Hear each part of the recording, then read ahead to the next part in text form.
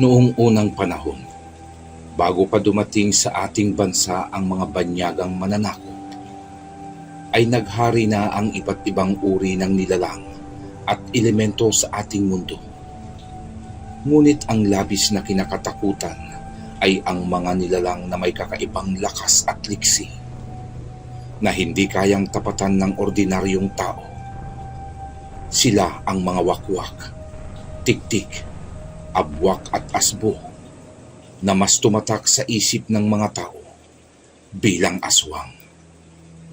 Wala silang awa kung pumatay at kinakain ang mga lamang loob ng bawat binibiktima. Dahil sa walang tigil na paghahasik ng lagim, tuwing lumulubog na ang araw at dumidilim ang kapaligiran, ay sinubukang labanan ng mga tao ang mga aswang upang ipaglaban ang kanilang pamilya, tribo, at kalayaan sa kamay ng mga nilalang. Ngunit tanging kapahamakan lamang ang sumalubong sa kanila. Marami ang nasawi, maraming pamilya ang naulila, at mga tribong nawasak dahil sa digmaan ng tao at kampon ng kadiliman. Samantala sa mundo ng mga diwata, ay nasaksihan ng Haring Diwata ang mga kaganapang iyon. Nakipagkita siya sa taong namumuno ng tribo at nangakong tutulungan silang magapi ang mga aswang sa isang kondisyon. Naaalagaan ng mga tao ang kalikasan dahil ito ang kanilang tahanan. Pumayag naman si Dato Amanyuan sa kondisyong iyon ng Haring Diwata. Nagpadala ang hari ng 5 sa kanyang magigiting na mandirigma upang tulungan ang mga tao na magapi ang lahi ng mga aswang. Sa muling paghaharap ng 2 panig, ay muling tumanak ang dugo sa kalupaan. Sa tulong ng 5 mandirigmang diwata, ay halos maubos ang panig ng mga aswang. Ngunit nang mapansin ng mga nilalang ang unti-unting pagkalagas ng kanilang bilang, ay umatras at tumakas na ang mga iba. Nagtungo ang mga ito sa kabundukan at nagtago sa mga kagubatan. Matapos ang madugong digmaan, ay naging magkaibigan ang tao at diwata. Maganda ang kanilang naging samahan. Nakakapasok ang piniling tao sa kinaroroonang dimensyon ng mga diwata at doon ay tinuturuan sila ng karunungan upang makapagpagaling ng mga karamdaman. Binigyan din sila ng kapangyarihan upang magamot ang mga sakit na gawa ng mga makakaliwa at sila ang mga taong tinawag na albularyo. Sa paglipas ng panahon, ay isa-isang nagdatingan ang mga dayuhang banyaga. Dito nagsimulang makalimutan ng mga tao ang naging kasunduan. Dahil sa dalang modernisasyon ng mga dayuhan, nagsimulang sirain ang mga kabundukan at kagubatan. Sa pagkasira ng kasunduan, ay siya ring pagkasira ng tiwala at pagtulong ng Haring Diwata sa mga tao. Itinago nito ang kanyang kaharian at sumumpang lahat ng taong makakapasok doon ay hindi na makakalabas at kanilang magiging alipin habang buhay.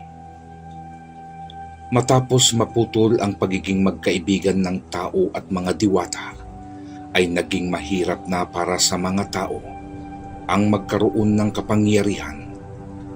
Kailangan na nila itong paghirapang hanapin sa masusukal na kagubatan kung saan nagkukubli ang natitirang lahi ng aswang. Sila ang mga tinatawag na antingero, mga taong nagtataglay ng kapangyarihan ng mga espesyal na bato mula sa kalikasan na pinapangalagaan naman ng mga diwata at engkanto. Sa paglipas pa ng maraming taon, ay muling nakapagparami ng lahi ang mga aswang. Hanggang dumating ang araw na sila ay nakikisalamuhang muli sa mga tao at ginagamit ang pagbabalat kayo upang malayang makapambiktima ng sariwang karne at lamang loob ng tao na siyang paborito nilang ilaman sa kanilang sikmura. Sa pagsapit ng taong 1950, sa isang tahimik na baryo ng San Agustin, ay payapang namumuhay si Antonio. Siya ang nagiging takbuhan ng mga tao tuwing nagkakaroon ng mga sakit at hindi maipaliwanag na karamdaman. Namana niya ang pagiging mahusay na albularyo sa kanyang yumaong abuelo. Isang araw noon kasalukuyang nagtatabas ng damo sa paligid ng bakuran si Antonio nang dumating ang isang hindi inaasahang panauhin. "Magandang araw sa iyo, Antonio. Maaari ba kitang maabala sa iyong gawain? Ipapagamot ko lang sana ang aking anak." "Kayo pa lamang, Delpin. Ano ho bang problema?" "Namamaga ang paa ng aking anak. Kahapon ay nakakalakad pa naman siya. Pero nitong umaga ay nadoble ang pamamaga at hindi na niya kayang magawang mailakad ang kanyang mga paa." "Ganun ho ba? Sandali lamang ho at kukunin ko ang gamit ko sa panggagamot." Pagbalik ni Antonio ay dala na nito ang kagamitan sa panggagamot. Makaraan ang ilang sandali ay narating nila ang bahay ni Delpin. Matapos masuri ang namamagang paa ng bata, ay nagsagawa ng santigwar si Antonio. "May nasaktang duwende sa likod bahay ang inyong anak, Mang Delphin. Susubukan kong makipag-ugnayan sa kanila at papakiusapan. Maaaring iwan niyo na muna kami upang hindi magambala ang gagawin kong panggagamot sa kanya." Agad namang tumalima si Delpin at asawa nito. Nang masolo ni Antonio ang pasyente, ay inumpisahan na niya ang isang ritual. Gamit ang espesyal na langis, ay gumuhit siya ng krus sa noo at mga pulso ng bata. Umusal din siya ng isang orasyon at ibinuga sa bumbunan ng may sakit. Agad niyang itinakip ang kanyang palad sa hinipang bunbunan at hindi nagtagal ay nakausap niya ang isang duwende na nagpapahirap sa bata. Ilang sandali lang at nagsalita ang bata gamit ang isang matinis na boses. "Anong kailangan mo?" "Pasensya na kung muli naming nagambala ang iyong pamamahinga. Maaari ko bang malaman kung sino ang aking kausap ngayon?" "Ako si Julius, ang ama ng duwendeng nasaktan ng batang ito. Sinira niya ang aming bahay at inapakan ang paa ng aking anak. Kaya ipinalasap ko rin sa kanya ang sakit na ginawa niya." Nakikiusap ako na patawarin na ang batang ito at pagalingin ang kanyang mga paa. Hindi niya sinasadyang sirain ang inyong tahanan at saktan ang iyong anak. Wala naman silang kakayahang malaman na may naninirahang tulad niyo sa kanilang bakuran. "Hindi maaari.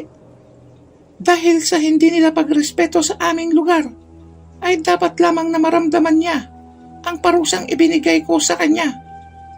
"Inuulit ko, kaibigang duwende, wala siyang kakayahang makita ang inyong tirahan. Kaya ang pagkasira ng inyong tahanan at pananakit sa iyong anak ay hindi niya sinasadya.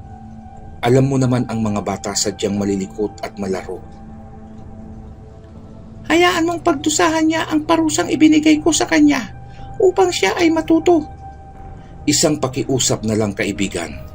Napagalingin mo na ang paa ng batang ito. Huwag mo nang hintayin pang gamitin ko sa iyo ang nalalaman kong pangontra sa tulad mong elemento. Dahil natitiyak kong hindi mo iyon magugustuhan. Alam mo na ang tinutukoy ko." Saglit na hindi nakaimik ang pulang duwende. Maya-maya lang ay muli na itong tumugon. "Papagalingin ko siya, pero sa isang kondisyon." "Anong kondisyon iyon, kaibigan?" Sabihin mo at aming gagawin. Iwasan nilang maglaro sa punong akasya sa likod bahay dahil naroon ang aming tirahan. Kung magpuputol sila ng sanga ng puno, ay matuto silang magpasintabi. Maglagay din sila ng babala upang maiwasan ng kahit sino na masira ang aming tahanan. Maraming salamat, kaibigan. Ako na ang nangangako na susundin namin ang iyong kagustuhan. Aasahan namin ang paggaling nitong bata. Matapos ang pakikipag-ugnayan ni Antonio sa duwende, ay himala namang unti-unting nanumpalik sa normal ang mga paa ng bata. Ipinaliwanag ni Antonio kay Delphine ang buong pangyayari at ang nais ng duwende na dapat nilang gawin upang hindi na maulit ang pangyayari. Naunawaan naman ni Delphine at nangakong susundin ang kagustuhan ng elemento.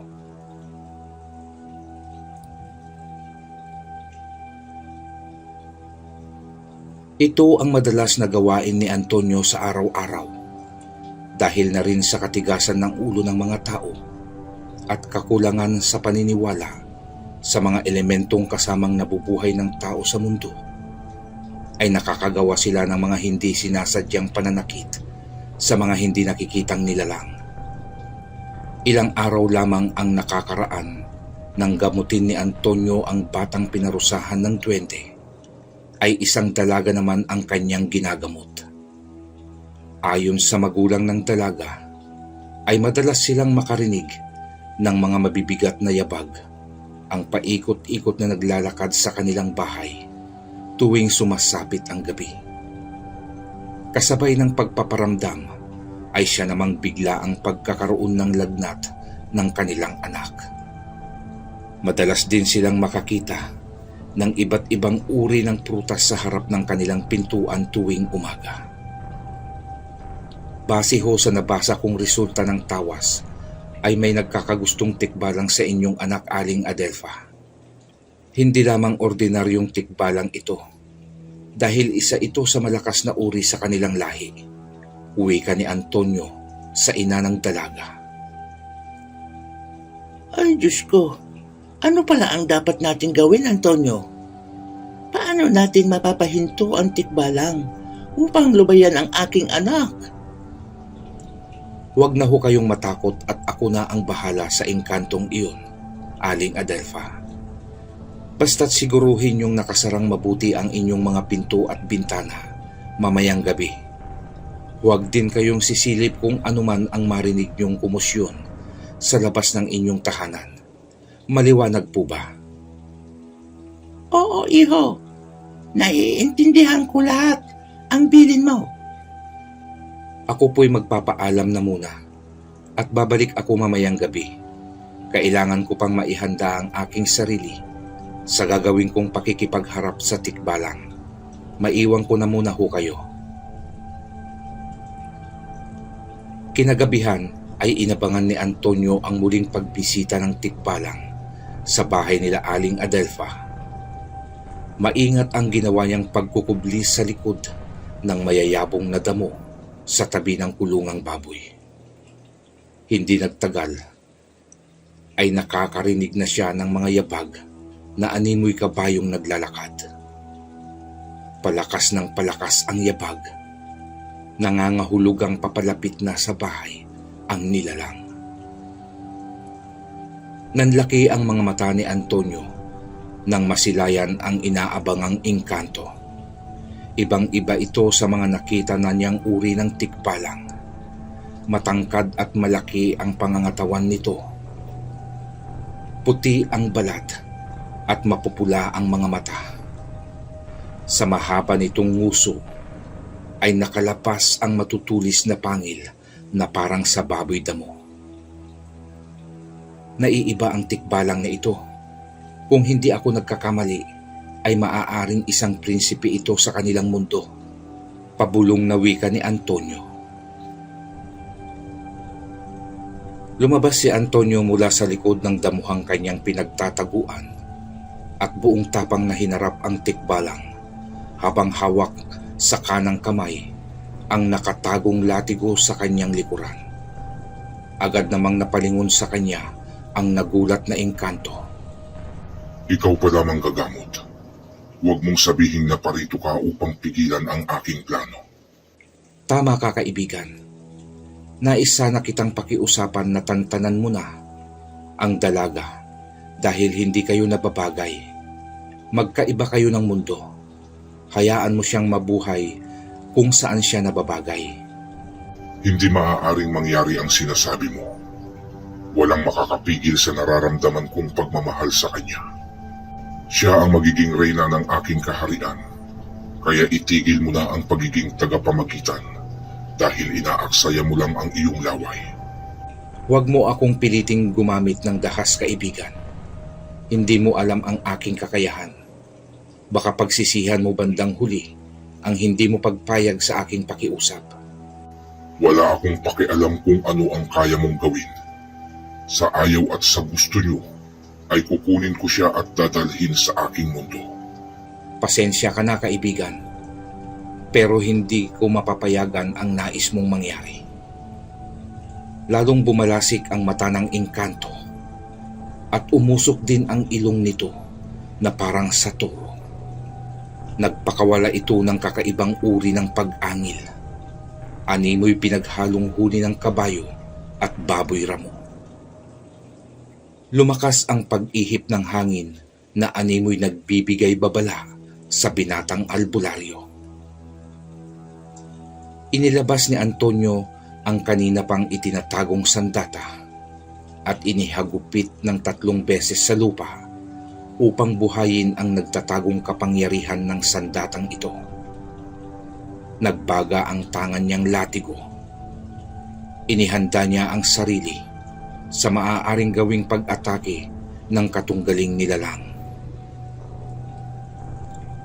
Bahagyang tumupi ang tuhod ng tikbalang at buong pwersang tumalon ito pataas. Habang ito ay nasa ere, ay ikinuyom ang mga kamao at iniangat ang braso sa formang susuntok ito. Mabilis ang pagbulusok ng tikbalang pababa. Nang malapit na ito kay Antonio, ay siya namang ginawang pag-iwas ng binatang albularyo. Tumama ang suntok ng tikbalang sa lupa, dahilan ng bahagyang pagyanig ng paligid. Mula sa bumaong kamao ng nilalang, ay nabitak ang lupa at mabilis na gumapang patungo sa kinatatayuan ni Antonio. Mabilis ang ginawang pagtakbo ng binata, sabay sirko nito paiwas sa gumagapang na bitak ng lupa. Tumayo ang tikbalang mula sa pagkakaluhod at muling inatake si Antonio. Inihanda namang muli ni Antonio ang sarili. Hinigpitan ang hawak sa nagbabagang latigo. Bumulong siya ng dasal habang nakahawak sa medalyong nakakwintas sa kanya. Medalyong nagmula pa sa kanyang kaninununuan. Hindi pa man nakakalapit ang tikbalang, ay sinalubong na ng binata at pinakawalan ang isang malakas na paghagupit ng latigo. Pumulupot iyon sa 2 paa ng engkanto, dahilan upang bumagsak ito sa lupa. Napasigaw ng sobrang lakas ang tikbalang dahil sa pagkapaso ng mga paa sa nagbabagang latigo. Sa lakas na taglay ng tikbalang ay nagawa nitong makawala at mabilis na sinunggaban si Antonio. Nahagip ng tikbalang ang kanyang liig at mahigpit siyang sinakal. Iniangat siya sa ere at buong lakas siyang ibinagsak sa lupa habang sakal pa rin siya ng nilalang. Bahagyang nakaramdam ng pagkahilo si Antonio nang bumagok ang ulo nito sa lupa. Sa umiikot na paningin ay nakita niya ang paparating na suntok ng katunggaling engkanto. Mabilis niyang tinadyakan ang pinakamaselang bahagi sa katawan ng tikbalang. Napaangil ang nilalang at nabitiwan siya nito. Ginamit niya ang pagkakataong iyon at hinagupit niya ng latigo sa leeg ang tikbalang. Sa pagpulupot ng latigo ay buong lakas niya iyong hinila, dahilan upang mapasubsob sa lupa ang nilalang. Mabilis nang kinubabawan ni Antonio sa likod ang tikbalang at hinalukay nito ang malagong buhok sa batok. Alam niyang ang ginto niyang buhok ang puntirya ng binata. Natigilan na lamang ito nang makaramdam siya ng napunot na buhok sa kanyang batok.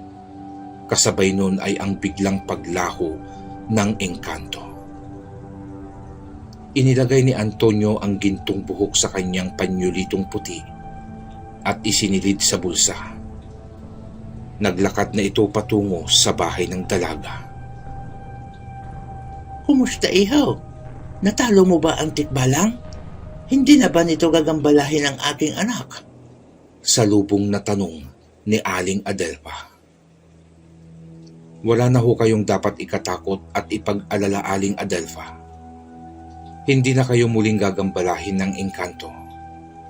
Hayaan nyo lang makapagpahinga si Magda.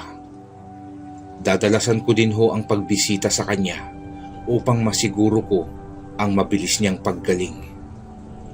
Maraming salamat, Antonio. Naging madalas ang pagbisita ni Antonio kay Magda. Kung minsan ay may dala pa itong bulaklak para sa dalaga. Hindi naglaon ay nagkamabutihan ang dalawa. Makalipas pa ang isang buwan, ay naisipan na ni Antonio ang mamanhikan. Nagbihis ito ng maayos at tinungo ang bahay ng kasintahan. Bitbit ang dalawang manok na inihanda pa niya kagabi. Samantala sa isang tindahan, Aba, si Antonio may dala pang mga manok. wika ni Ato sa dalawa nitong kasama. Nang mapatapat na si Antonio sa tindahan, Tonyo, saan ba ang dala ng mga yan? tanong ni Ato sa kaibigan. Diyan lang pare, nakangiting tugon ni Antonio. Tonyo, daan muna, inom tayo, wika naman ni Oka. Sige pare, nagmamadali ako. Sa ibang araw na, tugon ni Antonio at tumuloy na ito. Kasalukuyang nagwawalis ng bakuran si Magda nang madatnan ni Antonio. Magandang umaga sa iyo, Magda. Magandang umaga naman. Saan mo dadalhin yan? Pagtatanong ni Magda sabay turo sa bitbit ni Antonio. Sa inyo. Bakit? Para saan? Hindi ba't magkasintahan na tayo? Di mamamanhikan na ako nang maitakda na ang ating kasal. Aba, bakit naman nagmamadali ka? Iba na yung maagap, daig ang masipag.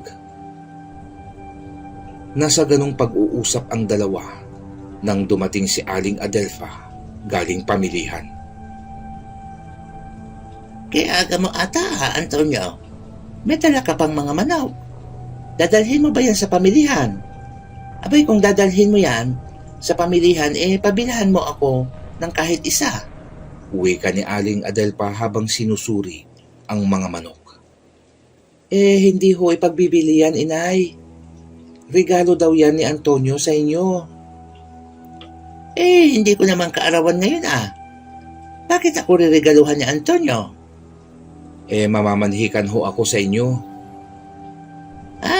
Ano ka mo? Ulitin mo nga at para akong nabingi. Ang sabi ko ho, ay mamamanhikan ako sa inyo. Ay, mamamanhikan ka. Yun lang naman pala ano? Wala nang nasabi pa si Aling Adelfa dahil nawalan na ito ng malay tao. Makalipas ang 9 na buwan mula nang ikasal ang dalawa, ay nagsilang ng isang malusog na sanggol si Magda na pinangalanan nilang Pedrico. Sa pagdaan ng mga araw ay unti-unting nagbinata si Pedrico. Kasabay ng kanyang pagbibinata ay ang dahan-dahan namang pagtanda ng kanyang mga magulang. Tumatanda na ako, Pedrico. kailan mo ba tatanggapin ang karunungang nais kong ipasa sa iyo? Pagtatanong ni Antonio sa anak. Huwag muna ngayon, itay. Hindi pa ako nakahandang humawak ng mabigat na responsibilidad. Panginoon ko, 24 ka na, Pedrico. Hindi ka na bata para sabihing hindi mo pa kaya ang pagiging albularyo. Mas bata pa ako sa iyo nang ipasa sa akin ng iyong lolo ang kanyang karunungan. Magkaiba kasi tayo, itay. Hindi naman porkit ginusto niyo ang isang bagay dapat ganun din ako. Isa pa, tahimik naman itong baryo. Wala namang sumalsalakay ng mga nilalang tulad sa sinasabi niyong mga aswang at engkanto. Kaya huwag muna kayong magmadali. Napailing na lang si Antonio sa tinuran ng anak. Aminado siya sa kanyang sarili na na-spoil nila si Pedro mula ng bata pa ito. Patuloy ang paglipas ng panahon at sumapit na ang kinakatakutan ni Antonio. Ito ang muling pagiging aktibo ng mga aswang sa paghahasik ng lagim. Isang hating gabi nang gisingin ng malakas at magkakasunod na pagkatok ang pintuan ng bahay nila Antonio. Napabalingkwas ng bangon ang mag-anak na himbing na sa pagtulog. Pupungas-pungas na lumabas sa kanyang silid si Pedro at nilapitan ang tumutunog na pinto. Sino yan? Pasigaw na tanong ng naalimpungatang binata. Ngunit walang sumagot. Bahala ka kung ayaw mong magsalita. Manigas ka dyan, hindi kita pagbubuksan.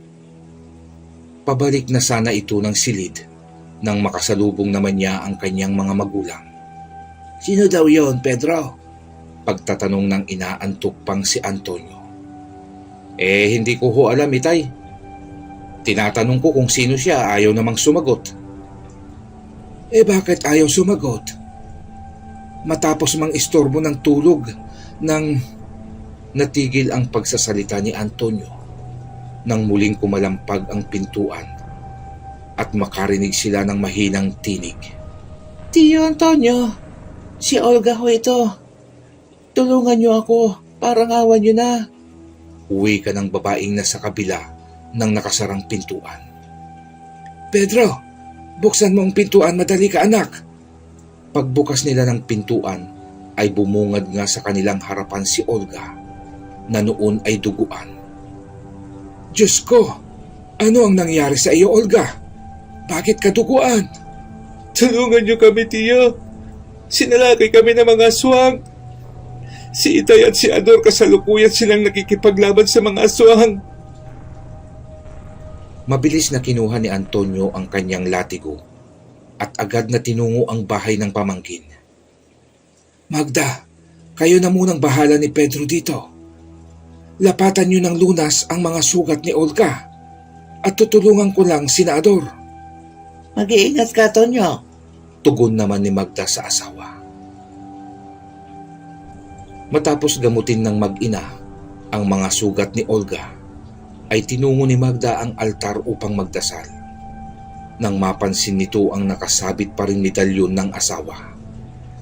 Diyos ko, Pedro, naiwan ng iyong Itay ang kanyang medalyon. Hindi niya mabubuhay ang kapangyarihan ng latigo kung wala sa kanya ang medalyon. Kinuha ni Pedro ang medalyon at mabilis na tinungo ang kinaroroonan ng ama. Sana hindi pa huli ang lahat. Sana walang nangyaring masama kay Itay. Wika ni Pedro sa kanyang isip habang mabilis siyang tumatakbo. Ilang metro pa ang layo ni Pedro sa bahay ng pinsan ay pansin na niya ang mga katawang nakahandusay sa lupa.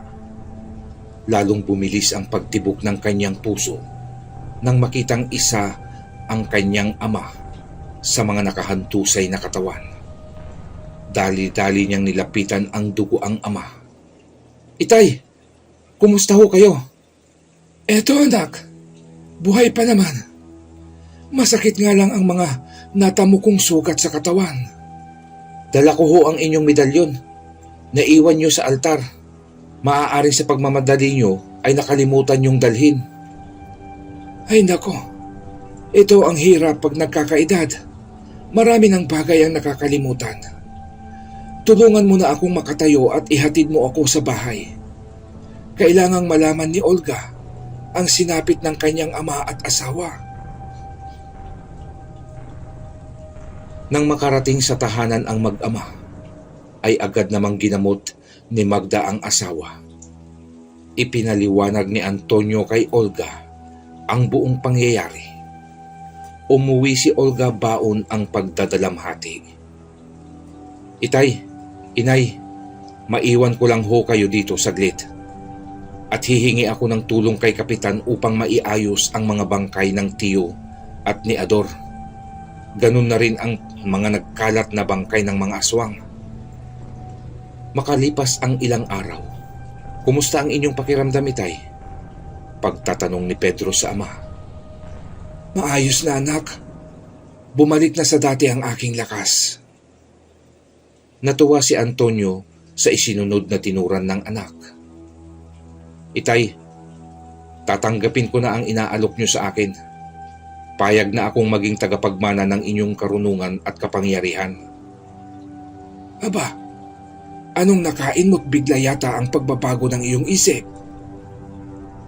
Matanda na kayo, itay. Hindi na kaya ng inyong katawan ang matinding labanan. Ito na ang tamang panahon para ipasa niyo sa akin ang inyong kapangyarihan. Buong puso ko nang tatanggapin ang responsibilidad. Salamat at nakapag-isip-isip ka na, iho. Pero bago natin simulan ang pagsasanay mo, ay bibigyan pa kita ng ilang araw na pagmumuni-muni upang lubos na mapag-isipan ang bagay na ito. Bukas ay magtungo ka sa tabing ilog at pag-isipan mong maigi ang iyong desisyon. Gawin mo yan sa loob ng 3 araw. Kung ano man ang iyong magiging desisyon, ay siya nating susundin. Makaraan ang 3 araw na pagmumuni-muni ni Pedro, ay inumpisahan ng sanayin ni Antonio ang anak. Lahat ng kaalaman sa pakikipaglaban at mga karunungan sa tangang agimat at panggagamot ay itinuro niya kay Pedro. Tumagal ng halos 1 buwan ang pagsasanay ni Pedro bago niya makumpleto ang lahat ng proseso. Ngayong alam mo na ang lahat, Pedro, ay sumama ka sa akin at ibibigay ko ang agimat na matagal nang naghihintay sa iyo. Sa ilalim ng higaan nila Antonio ay hinugot nito ang isang baul. Mula sa baul ay inilapas nito ang isang sinturong may malapad na hibilya o belt buckle sa salitang English. Nakaukit sa hibilya ang isang tatsulok na may mata sa gitna at napapaikutan ng mga Latin na salita. Kasama ng sinturon ay ang isang pilak na balaraw. Ang kapangyarihan at sandatang ito, Pedro, ang siya mong makakasama sa pakikipaglaban sa lahat ng uri ng nilalang ng kadiliman. Sige anak, kunin mo. Inilaan ko talaga yan para sa iyo. Unang kinuha ni Pedro ang sinturon at isinuot ito. Sa pamamagitan ng sinturon, ay magkakaroon ka ng matalas na pandinig at pakiramdam. Magkakaroon ka rin ng kakaibang lakas na tulad kay Samson at Gulayat. Kunat ng balat na hindi kayang tagusin ng kahit anong uri ng patalim. Pagpapaliwanag ni Antonio sa anak. Sumunod na kinuha ni Pedro ang balaraw. Ang balaraw na yan ay gawa pa sa purong pilak na nagmula pa sa isang bumagsak na bulalakaw.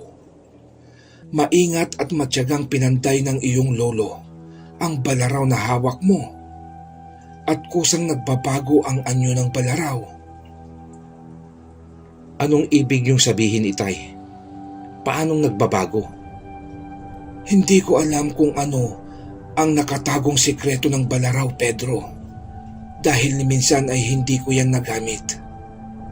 Tanging lolo mo lang ang nakakaalam. Ngayong nasa iyo na, ikaw na ang makakadiskubre ng ibang kakayahan ng sandatang yan. Bukod sa aking mga itinuro, ay kailangan mo pa rin sanayin ang iyong sarili sa paggamit ng iyong kapangyarihan. Gagamitin mo lang yan sa kabutihan at huwag ipagyayabang. Makakaasa ka, Itay. Nagagamitin ko ito para ipagtanggol ang mga taong naaapi at nais biktimahin ng mga kampon ng kadiliman. Sumapit ang takip silim ng araw na iyon. Abala ang mga tao sa kani-kanilang hapagkainan upang pagsaluhan ang biyayang ipinagkaloob ng Diyos. Isang malakas na pag-alulong ng aso ang umagaw ng pansin sa mga taga-baryo. Nakapangingilabot ang alulong na pinapakawalan ng aso. Ay, aray ko. O bakit, Celia? Anong nangyayari sa'yo? Pagtatanong ni Rudy sa asawang buntis. Biglang sumakit ang tiyan ko. Aray, natatakot kasi ako sa aso. Lumabas ang naiinis na lalaki upang bugawin ang hindi pa rin tumitigil sa pag-alulong na aso. Akma na sana niya itong babatuhin ng tsinelas nang mapatingin siya sa punong tinitingala ng asong umaalulong. Nanlaki ang kanyang mga mata dahil sa nakitang kakaibang nilalang. Isang taong paniki ang patiwarik na nakadapo sa isang sanga.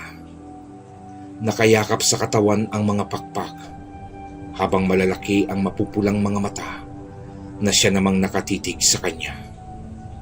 Napamura ang lalaki at mabilis na isinara ang pintuan ng bahay. Bakit, Rudy? Anong meron sa labas at namumutla ka? Pagtatanong ni Celia na sa mga sandaling iyon ay panay pa rin ang paghilab ng tiyan. May aswang sa punong santol, Celia. Maaaring ang pananakit ng iyong tiyan ay siya ang dahilan. Wika ni Rudy habang mabilis na isinara ang mga bintana ng bahay. Diyos ko, Rudy, anong gagawin natin? Natatakot ako, ayaw ko pang mamatay. Kaya mo bang maiwan dito at sasaglitin ko lang si Mang Antonio? Siya lang ang maaaring makatulong sa atin. Ayaw ko. Huwag mo akong iwan dito, Rudy. Natatakot ako. Napasabunot si Rudy sa kanyang buhok. Hindi niya malaman ang gagawin dahil sa pagkataranta. Nang bigla silang magulat sa malakas na pagkalabog sa taas ng kanilang bubungan na sinundan ng malakas na kaluskos ng tila mga paang naglalakad. Rudy, nasa bubungan ng aswang. Baka butasin niya ang pawid at kunin niya ang ating anak. Naghe-hysterical na wika ni Celia. Maaari bang kumalma ka muna, Celia? Lalo akong hindi makapag-isip ng gagawin kung tinataranta mo ako. Naiinis na wika ni Rudy. Hanggang sa mapalitan ng pagkutkot sa bubungang pawid ang kalabog at kaluskos na kanilang naririnig. Kinuha ni Rudy ang kalawanging itak at nagtapang-tapangan na itong sinigawan ang nilalang. Oy, aswang! Umalis ka! Kung hindi papatayin kita! Hawak ko ang matalas kong itak na siyang itataga ko sa iyo! Rudy, hindi naman matalas yan eh. Kalawangin yan eh. Ano ka ba, Celia? Manahimik ka nga. Tinatakot ko lang ang aswang. Ngunit hindi natinag ang aswang. Patuloy pa rin ito sa kanyang ginagawang pagkutkot sa bubong. Hindi natitigil ang aswang, Celia. Mabuti pa'y sabay na tayong sumigaw at humingi ng tulong sa mga kapitbahay. Sabay na sumigaw ng malakas ang mag-asawa upang humingi ng tulong sa mga kapitbahay na sa mga sandaling iyon ay nagtengang kawali lamang. Mabuti na lamang at isang binatilyo ang naglakas ng loob upang tawagin si Antonio. Matapos maipaliwanag ng binatilyo sa mag-ama ang nasaksihang pangyayari, ay nagdesisyon si Pedro na siya na ang papaslang sa nilalang. Nakakasiguro ka bang kaya mo nang gamitin ang iyong kapangyarihan, Pedro? Tanong ni Antonio sa anak. Hindi pa ganun kasigurado, Itay. Pero kailangan kong makipagsapalaran upang mas magamay ko ang tangan kong kapangyarihan. Sige, mag-iingat ka na lamang anak at patnubayan ka ng Panginoon. Salamat, Itay. Maiwan na muna kayo diyan ni Inay. Tara, Totoy, ituro mo sa akin ang sinasabi mong bahay na inaaswang. Mabilis na tinungo ng dalawa ang bahay nila Rudy. Matapos maituro ng binatilyo ang bahay, ay tanaw ni Pedro ang nilalang sa ibabaw ng bubungan. Sige na, Totoy. Umuwi ka na at salamat sa tulong mo. Agad na nilapitan ni Pedro ang bahay at sumilip sa mga siwang ng dingding. Nakita niya sa isang sulok ng bahay ang pawisan at nanginginig na mag-asawa habang magkayakap ang mga iyon. Matapos masigurong buhay pa ang mag-asawa, ay binalingan niya ang nilalang. Oy, aswang! Tantanan mo na ang mag-asawang nakatira sa bahay na yan. Ako ang harapin mo. Sa akin mo gamitin ang pagkahalimaw mo at hindi sa mga taong walang kakayahang tapatan ang lakas mo. Agad namang nag-angat ng ulo ang nilalang. Mabalasik na titig ang ipinukul sa binata. Mumisi iyon na halos umabot ang magkabilang dulo ng mga labi sa matutulis na tenga nito. Habang kumakatas naman ng malapot at berdeng likido ang pagitan ng mga nagtutulisang ngipin. Lumipad ito ng pagkataas-taas at parang sibat na mabilis bumulusok pa ibaba. Puntirya ang binatang gumambala sa kanya. Pumorma naman ng suntok si Pedro at inabangan ang paparating na nilalang. Nang makita ng taong paniki ang nakaambang suntok ng binata, ay ngumisi ito. Minamaliit ang hindi pa alam na lakas ng katunggali. Sa paglapit ng nilalang, ay pinakawalan ni Pedro ang kanyang kamao. Tumama ang malakas na suntok ni Pedro sa mukha ng taong paniki, dahilan upang tumalsik ang nilalang at nagpaikot-ikot ito sa hangin hanggang bumalandra sa isang malaking puno. Pumutok ang labi ng nilalang habang naglaglagan sa lupa ang ilang piraso ng matutulis nitong ngipin.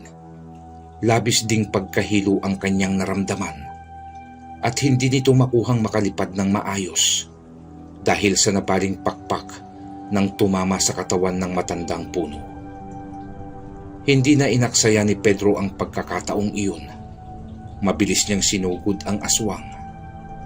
Habang tumatakbong papalapit si Pedro sa aswang, ay binunot nito ang pilak na balaraw mula sa kanyang baywang. Nang malapitan ni Pedro ang nahihilo pa ring nilalang, ay walang pag-aatubiling isinaksak ni Pedro sa dibdib ng taong paniki ang balaraw na tangan. Sa pagbaon ng pilak na sandata ni Pedro, ay bigla na lang itong nasunog hanggang maabo ang aswang at tangayin ng hangin ang abo nito. Matapos ang nakakapagod na labanan, ay ibinalita ni Pedro sa mag-asawa na ligtas na ang mga ito. Wala na ang aswang na nagnanais makuha ang sanggol sa sinapupunan ni Celia. Labis naman ang pasasalamat ng dalawa sa binata. Kinabukasan ay buong pagyayabang na ibinalita ni Rudy sa mga kanayon ang buong kaganapan. Naging laman ng usapan si Pedro. Ang mga matatanda sa baryo ay hindi makapaniwala na ang isang binatang lagi nilang nakikitang patambay-tambay sa nayon ay siya nilang susunod na tagapagligtas. Tila isang superhero ang tingin ng mga bata kay Pedro. Ang mga kabinataan at kadalagahan naman sa baryo ay labis ang naging paghanga kay Pedro.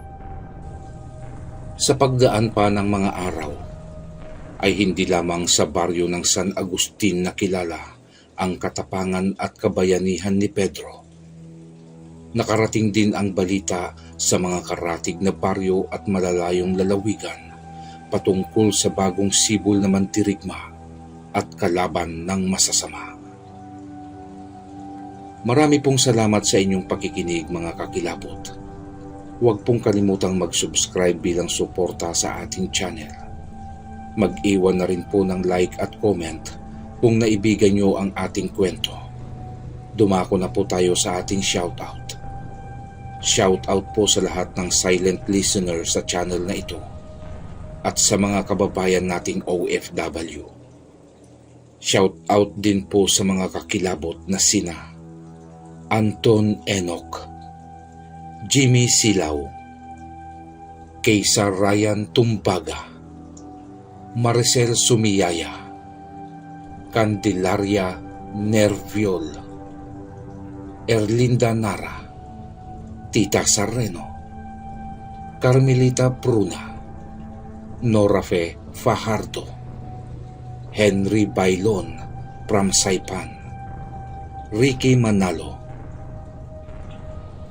Honeybane Vlogs, Joselito Laksamana, Joel de Guzman, Raymar de Lima, Violi Liharso, Jesse Malasan, Neri Coyones from Bahrain, Miriam Leibelt, Auntie Lenny Hontiveros, J. Frox Ligaspi, Inday Lebra, Leo Daban, Rowena Foronda, Asili Gumpan, Emiliano Rapols, Emil Bautista, Jose Petalcorin, Dennis Gadugdug, Netski, Fe Nankil, Junior Calagno,